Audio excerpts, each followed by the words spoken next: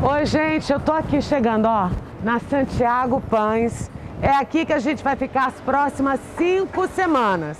Toda segunda-feira eu vou postar um novo vídeo com uma receita nova de pão e a gente vai aprender com o Master Super Trooper padeiro da cidade, que é o Thiago Saraiva. Então, ó, vocês vão entrar, vocês vão conhecer esse lugar, é um encanto. É um dos lugares mais graciosos aqui da cidade, sem falar que o pão é uma loucura. Será que eu vou aprender? Vamos nessa, até já!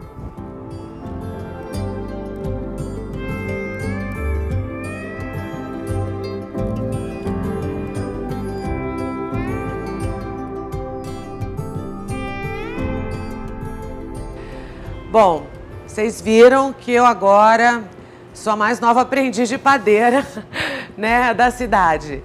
Eu tô aqui com o Thiago Saraiva, ele é dono da Santiago Pães, a gente ficou amigos por causa da minha paixão mesmo por pães. Eu conheci o trabalho deles, assim, logo que eu voltei para São Paulo, eu me apaixonei e a gente ficou super amigos, né, assim. E eu acho que tudo mesmo que tem acontecido na minha vida, sempre de uma maneira ou de outra, está relacionado à comida. Eu acho que não dá para se pensar sobre comida sem falar de pão. Ainda mais em quarentena, né, gente? Todo mundo fazendo pão em casa. Todo mundo aproveitando. Não é? Então, assim, eu queria dizer para vocês acompanharem, são 5 episódios especiais que eu vou fazer aqui com o Thiago, todos eles dentro da Santiago Pães. Se você ainda não segue o Thiago, siga e ativa a notificação para você saber toda vez que a gente postar aqui no canal um programa novo. Mas são 5 e vai ser sensacional. Vamos lá, hoje a gente vai fazer um pão branco, que é um pão básico, né? Um pão que a gente consegue, através dele, criar vários outros tipos de pães. Então hoje a gente vai trabalhar com esse pão basicão mesmo, que é para entender um pouco das sovas, dos processos de fermentação, o tempo que a gente precisa para cada etapa, como que a gente faz esse assamento desse pão. Tá, as receitas, como sempre, vão estar todas especificadas no descritivo, tá, do programa. Claro que a gente quer que você faça esse pão em casa. A gente está aqui numa padaria com tudo profissional, mas uma das perguntas que eu sempre falei, Thiago, a gente tem que dar receita para ensinar as pessoas a reproduzirem isso na casa delas, que a gente não tem esses fornos. Nós até queria ter, mas a gente não tem. Então, bora lá, vamos nessa. Como é que é? A primeira parte do processo, então, a gente trabalha, o nosso levain, ele está refrescado aqui, né? A gente já está com ele mais ou menos uma alimentação de 6 horas para trás. Então ele está super ativo aqui para a gente produzir o pão. Esse é um grande segredo da produção do pão, é você ter um levain refrescado. 6 horas antes de fazer o pão, a gente já alimenta esse levain, então ele vai estar com a colônia dele bem ativa. Vocês sabem o que é fermento natural? Vou explicar para as pessoas de um jeito assim. Fermento natural é o seguinte, com esse processo químico do ar interferindo na farinha, no sal, aí tem um bichinho, né? Vamos chamar isso de um bichinho, que eu não sei qual é o nome. Ele come açúcar da farinha e ele faz um cocôzinho que é o gás carbônico. É o processo químico desse gás carbônico na farinha que cria o fermento natural e o glúten nada mais é, gente, do que a proteína do pão. O glúten virou um vilão, né? Porque as pessoas fazem tudo processado, as pessoas fazem tudo industrializado, fazem tudo numa outra escala. Então as coisas deixam de ser saudáveis porque elas não são naturais, né? A gente está trabalhando com o fermento natural. E tem levain que existe no mundo. Ixi, muito antigo. De assim, sabe, 150 anos, gente. O levain dele já é um levain velhinho. Seu levain tem quanto tempo? Ele está indo para 18 anos esse ano. Mas uma das perguntas que as pessoas têm é quanto mais velho o levain, melhor o pão. Não, ele não traz essa característica. Pode ser um levain de 100 anos aqui, pode ser um levain de 2 anos. No final ele vai ter vai agir da mesma maneira. Sim. A gente só com esse muito antigo a gente acaba trazendo um valor histórico, sentimental. Sim. E assim, é um bichinho, né, gente? É um alimento vivo, a cada vez que você alimenta ele com água e com farinha, você vai aumentando. Por exemplo, se eu vou pegar 1 quilo de levain, preciso alimentar com 2 quilos de farinha, eu tenho que saber que eu tenho bastante levain para usar. Então a gente tem que, muitas vezes, descarta um pedacinho, dá para um amigo, porque senão a produção dele acaba virando uma bola de neve para quem não tem um consumo grande. E a gente vai dar o passo a passo de um levain do Thiago, que é um levain que você produz em 7 dias, tá? Isso a gente também vai explicar tudo direitinho. Vamos lá? Vamos lá. Uma das primeiras etapas para a gente fazer um bom pão é a autólise da farinha. A autólise nada mais é do que a gente colocar o que a gente vai usar, a proporção de farinha e a proporção de água. Então a gente mistura a farinha na água para justamente essa farinha começar a ser hidratada por essa água. Então vamos lá, aqui a gente vai fazer um pão grande, ele é um pão de mais ou menos umas 700, 800 gramas, né? Então aqui a gente tem 500 gramas de farinha.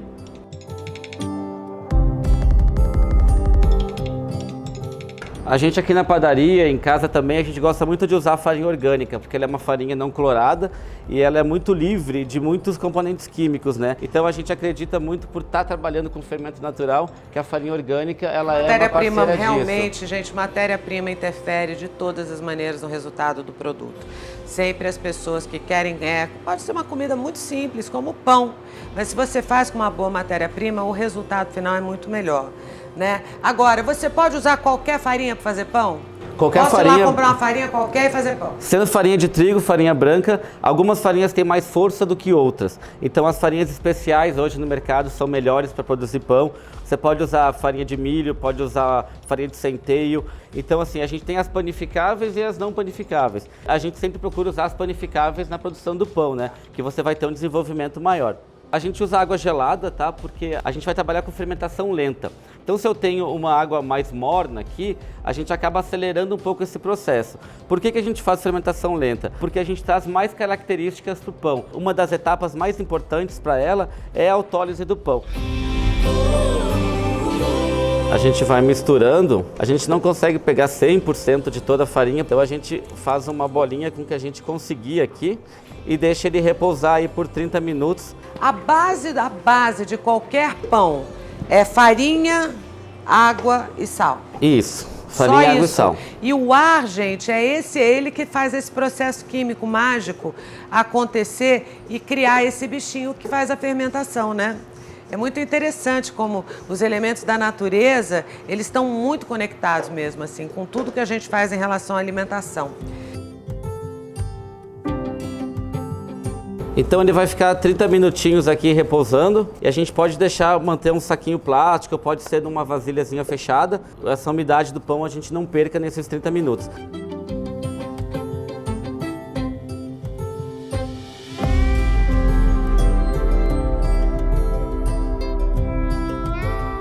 Passados os 30 minutos da autólise, a gente tem aqui uma absorção da nossa água pela nossa farinha, né? A gente está com uma pré-massa aqui, então aqui a gente já começa a trabalhar essa massa. Como que a gente vai trabalhar? Eu abro ela um pouquinho no bol, assim com a mão mesmo, só para inserir os demais ingredientes. Agora a gente vem com uma sequência de levain, de açúcar e de sal.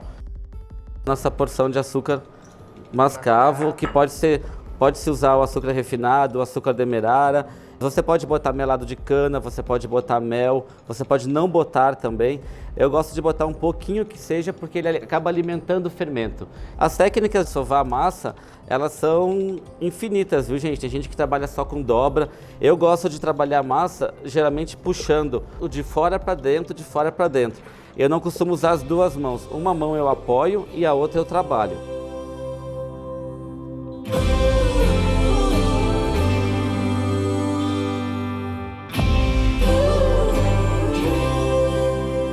Para quem nunca fez o pão de fermentação natural e é acostumado a fazer com fermento natural, tem uma hora que você imagina que nunca vai dar certo, isso aqui não vai virar uma massa, vai virar um grude, mas é que ele leva mais tempo mesmo para ter uma absorção total. Calma que vai dar certo, não desista, persista, né? Geralmente essa sova aqui, ela vai aí uns 6, 7 minutinhos, e a gente já coloca o sal. A importância do sal é muito grande no pão, tanto é que ele é muito mais presente do que o açúcar. Por quê?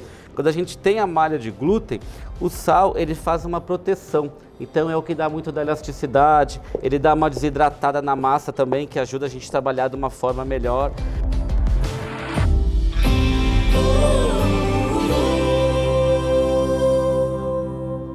Por eu usar a bancada de pedra, eu não preciso usar muita farinha, tá?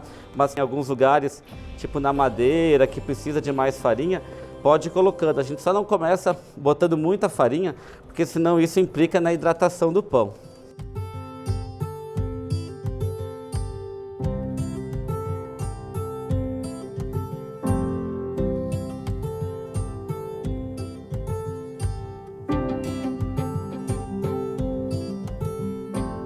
Ó, é muito interessante, né? Você pega com uma, ó, e vira a outra. Tchum. Na fermentação natural a gente não faz muito aquela sova que você traz a massa Aquela e rasga, que a gente traz conhece, a massa e rasga. é. Porque aqui nesse processo a gente quer que ele trabalhe mais o glúten, então para a gente ter uma melhor formação do pão, a gente acaba fazendo uma sova menos agressiva, né?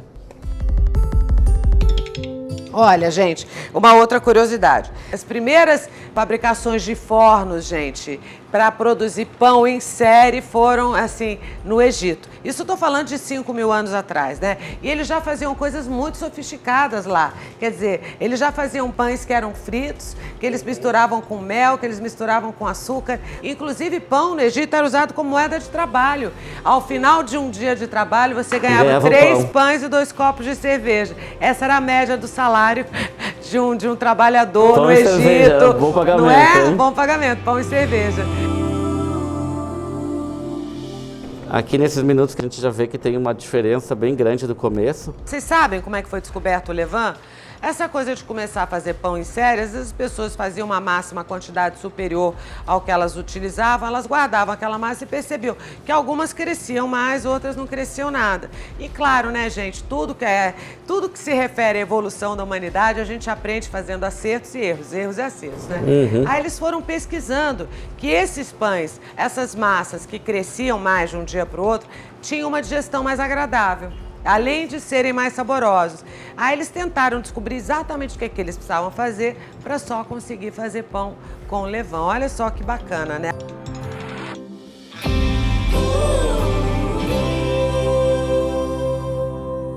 Eu começo a inserir o sal no momento que eu tenho uma massa mais lisa, que já é mais ou menos como agora. Ó. A gente já vê que a textura do pão já está... Agora que você vai pôr o sal. Agora a gente coloca o sal. Quando a gente coloca o sal, a gente nota que ele começa a dar uma desidratada também, mas é uma parte da sova que fica mais gostoso de fazer. Então o sal ele vem com essa função de segurar essa malha de glúten, né? Então aqui a gente já tem uma massa bem uniforme para a gente poder começar a fazer as dobras. Então aqui a gente tem mais ou menos um tempo, que é um tempo de olho, assim, tem uma hora que ela começa a ficar muito grudando, então você já está passando dessa primeira etapa. Aqui a gente tem uma massa mais consistente, eu vou colocar ela num bowl para a gente fazer as dobras. Vou botar um pouquinho de azeite de oliva para não grudar no fundo. O que acontece? A partir de agora a gente já tem todos os elementos que consistem nesse pão. Então a gente faz 3 dobras de 10 em 10 em 10 minutinhos. Depois disso a gente corta, boleia e já coloca para fermentar. E a gente vai fazer a primeira dobra. Então a gente pega a massa, dá uma esticada nela, coloca ela num sentido e depois pega ao contrário de novo.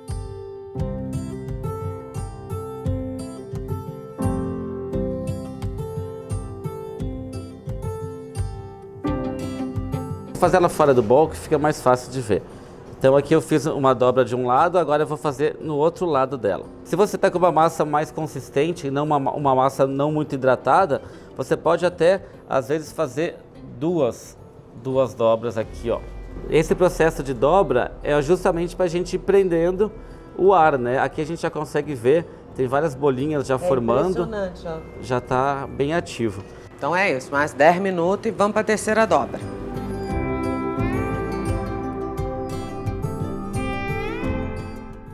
Vamos lá, depois das 3 dobras aqui a gente já tem uma massa bem estruturada, porque essas dobras ajudam muito na formação do glúten, né? A gente tem uma massa bem elástica, então aqui a gente vou dividir ela no meio para a gente bolear.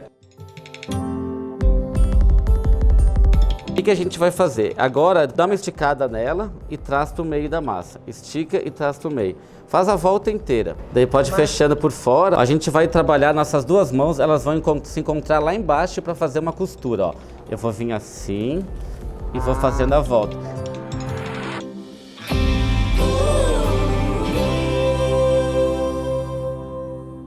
Agora é a hora.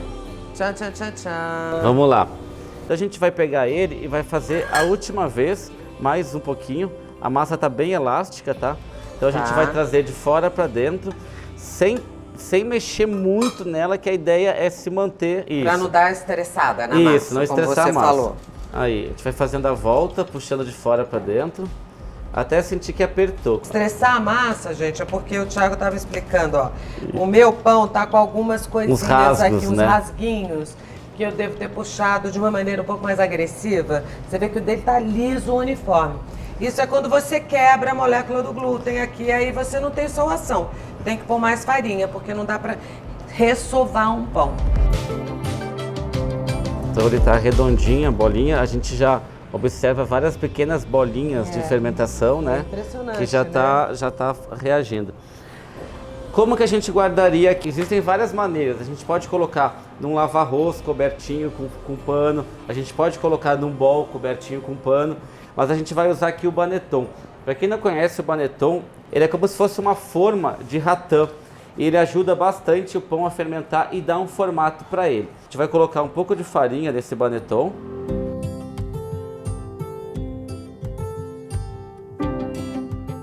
A parte lisinha fica embaixo. O ideal é fermentar 24 horas. Ah, eu não tenho tempo, vai atrasar, eu queria comer um pão antes. Pode fechar ele com farinha, fecha ele com um saquinho, por exemplo, e deixa ele em temperatura ambiente um tempo para essa massa desenvolver. Ah, deu 3, 4 horinhas, bota para gelar. O importante é que a gente asse ele gelado e não ele em temperatura ambiente ou quente. Em 8 horas você consegue comer. É claro que esse pão ele não vai ter a mesma qualidade de um pão que está fermentando 24. Então daqui ele vai para a geladeira aí, 24 horas, a gente vai fechar eles direitinho aqui. E agora a gente já vai pegar o que já está fermentado há 24 horas, porque você não é bobo nem nada, já fez ele ontem. Olha como tá, gente, depois de 24 horas de fermentação, olha só. Então aqui a gente tem nossos 2 pães. Por que eu polvilho a farinha agora? Porque eu vou virar ele na esteira. Para não colar. Para não colar. Essa esteira, na verdade, é só um artigo mais profissional, mas em casa você pode virar na forma também. Você pode untar a forma ou com um pouquinho de azeite, um pouquinho de farinha, mas o ideal é que sempre nas costas do pão... E se for assar na panela? Também unta a panela? Na panela não precisa untar. Na panela você pode botar... A panela tem que estar quente. E o ideal é panela de ferro ou panela de cerâmica. O ideal é você botar um papel manteiga embaixo. Fica melhor até para você depois tirar. Você vai bater, tá? Ah, adorei! Se ele não tivesse do Banetton, eu poderia finalizar agora de várias maneiras. Eu poderia botar um stencil nele e polvilhar farinha. Eu não vou colocar farinha nenhuma nele agora, porque esses riscos, eles ficam bem aparentes depois que a gente assa. Então agora a gente vai cortar. A gente tem aqui uma gilete tradicional e essa aqui é uma base. O corte é a assinatura do padeiro. Se a gente não corta, ele libera o gás por qualquer lugar e o pão ele não tem uma uniformidade. Você não pode fazer um corte muito reto, tá? O corte é mais ou menos sempre em arco. Quanto mais fundo você fizer, mais baixo o pão fica. Então é importante saber disso. Não cortar muito fundo. Não cortar muito fundo.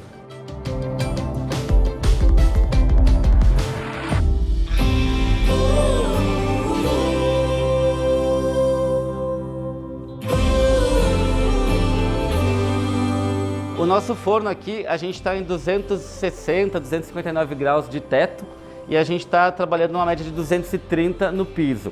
Aqui ele é um forno mais industrial, então a gente está com o vapor dele preparado a 200 graus, então a gente tem um vapor bem quente nele.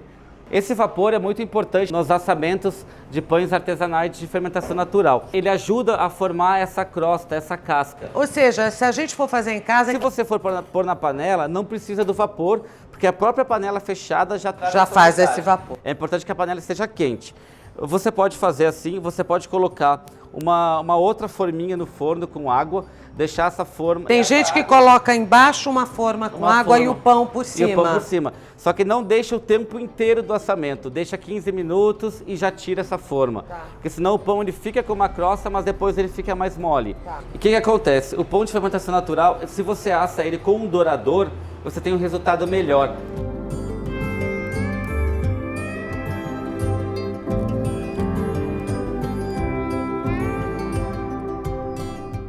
O meu ficou mais bonito, o meu ficou mais bonito, o meu Sorte ficou mais de iniciante. bonito, o meu ficou mais bom. Só fiz o corte, né, gente?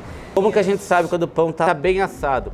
Aqui a gente vai ver embaixo dele, ele tá bem uniforme, ele não tá preto, não tá queimado. Existe uma caramelização dessa crosta, né? E a gente vê muito aqui, ó. Barulho de coisa oca, gente. Ó, que legal! Quando esse barulho é oco, significa que a gente tem um assamento completo desse pão. Uau! Olha, gente, isso é a fermentação, ó. Tá vendo essas bolinhas aqui, ó? Ó a fumaça que tá saindo. Isso aqui é a fermentação natural que faz. É isso que faz você ter aquela sensação de que, quando você tá comendo pão, de que não é pesado, de que a digestão é mais leve, entendeu? Olha quanto buraquinho tem. Isso, a fumacinha tá boa, hein, companheiro? Boa. Vamos lá? Gente, tá uma delícia. Mas olha, muito obrigado por vocês terem acompanhado. Esse é o pão básico de farinha branca. No próximo programa a gente vai fazer o pão básico de farinha integral. Isso. Né? E depois a gente vai a cada programa dando uma complicadinha. Mas a base é essa, tá? É bom. Se você quiser já ir se arriscando essa semana, faz, pratica, comenta, né, Thiago? A gente vai responder todo mundo. Aí quando a gente chegar na semana que vem, na próxima segunda, a gente já tá lá com o pão básico integral. Você já vai dizer, eu fiz aquela receita, aconteceu isso, e a gente vai juntos, né? Conversando com vocês e tentando auxiliar na melhor maneira possível. Tá bom? Vamos desmistificar, né, esse processo de fermentação natural aí. Exatamente. Então, ó, muito obrigada. Ativa a notificação. Se você não é inscrito, se inscreva. Tá aqui, ó, de novo, a rede social da Santiago Pães. Se você não conhece, por favor, se liga, passe a seguir, porque tem sempre coisa boa aqui acontecendo, né? Obrigado, Beijo, gente.